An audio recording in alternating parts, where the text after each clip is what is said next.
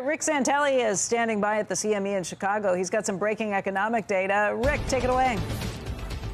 Yes, for the trade balance, month of October, expecting a number around minus 75 billion, comes in light, minus 73.8. That is the smallest deficit we've had since it was minus 70, and that was in August. But what's interesting here is that if you go pre-COVID on these numbers, and we started keeping track of these in the early 90s, these are some of the highest, largest trade deficits we've had pre-COVID, if you compare it and take out those COVID areas on the chart. So we want to pay particularly close attention to this. It's good news that it went from minus 84 to minus 73.8, its current read, because maybe that gives us a glimpse of how the potential to handicap tariffs in the future may have already affected imports versus exports, which affected that trade balance. On initial claims, they move up to 224,000. That's up 9,000 from a very slightly revised 215,000 originally reported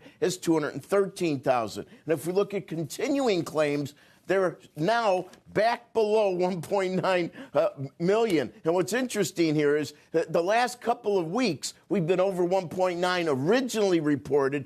Both times, including last week now, are revised under. So technically, we still have not been above 1.9 million. But 1,871,000 is the current read. And I just find it interesting that it seems as though, 3 weeks worth of revisions keep taking that away. Interest rates, well, we're still hovering around that 420 area in 10s. In 2-year, around 414.